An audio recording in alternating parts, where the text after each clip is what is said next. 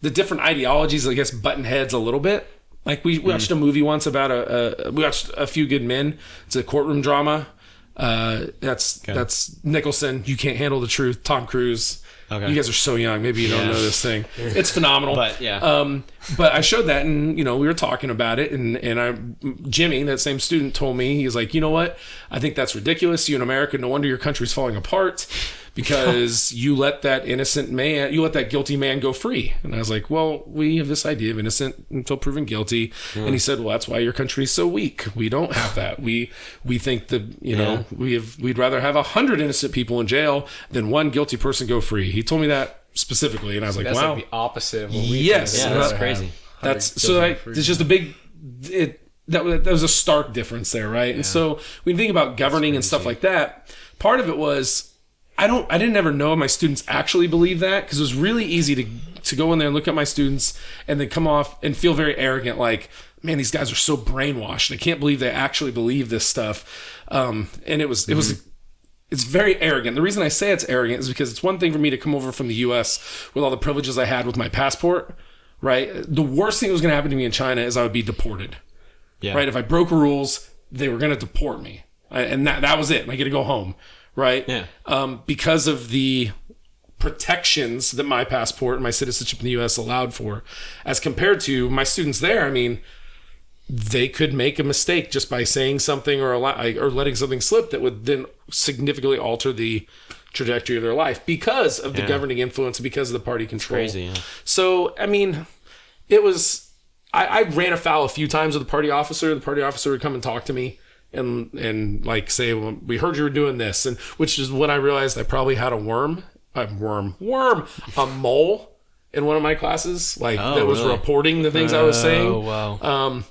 But by that point, I was 6 months in, and I was like, forget it, I'm going to say what I want, because I was depressed and in culture shock, and I wanted to go home. And so, I didn't want to admit that I was weak, and I couldn't make it my whole contract. And so I was kind of like, maybe I'll just get deported on purpose. That's a cool story. But they never deported me. Apparently, they wanted me to be there. Yeah. So they kind of changed the rules for me a little bit. Wow. That's really cool. I mean, especially from your perspective, like you're teaching them like they're the person. That's a really unique experience. Right. It really is. So I'll tell you this: with the Chinese folk, like the Han, the main ethnic group in China is the Han. So when you think of Chinese people, you're thinking of Han Chinese. Life was just normal. But I did live in Urumqi, as I said, which is in the Xinjiang province, which is where the Uyghurs are from, and that's a group that is the Chinese government has been. I don't know if you can't turn genocide into a verb. Committing genocide against. And I had friends who were Uyghurs, and they felt a real fear. And when I was with them, they felt a real fear.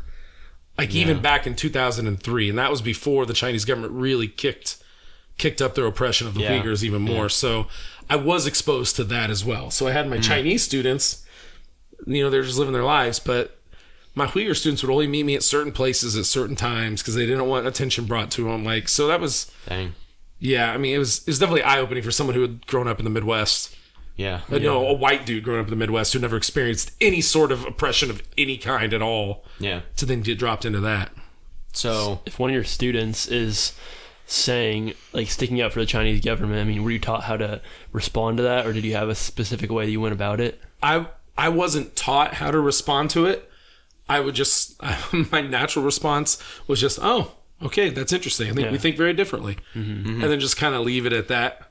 Yeah. So. Didn't want to. Yeah, it was.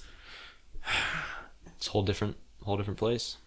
Yeah. Yes, people. Like, it's one thing to travel to Europe and you experience things, and it's like the culture. It's all Western culture, so it feels pretty similar. But when you get outside of that into Asia or Africa, and I haven't been to South America, but I've heard the same things of that. What's supposed to be a radically different, culture. Honestly, human beings are human beings. It doesn't really.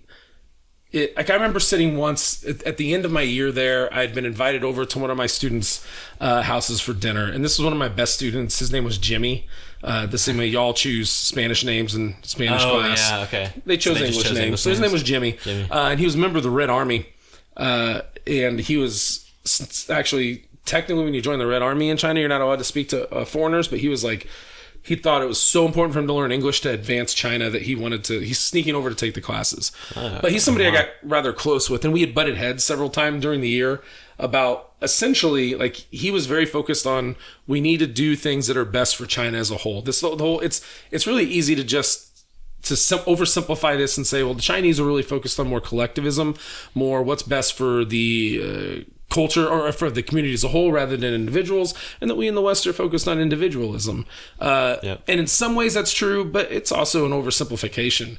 But I remember sitting on that last night talking with him and asking him, you've said a lot of stuff to me this year. Do you really believe this, man? I mean, do you really believe, like, are you willing to sacrifice yourself for the greater good of China and all this and all that stuff? And he said to me, essentially, if I want to live the life I want to live, and I want my children to have, or my child to have a successful life and to have a good life, I gotta say I believe those things. And it was the most honest thing he had said to me. But what that said to me was, he wants his kid to be successful, and he wants to live a life where he gets to, enjoy it and enjoy those relationships. And I thought, I'm pretty sure it's pretty universal. Yeah.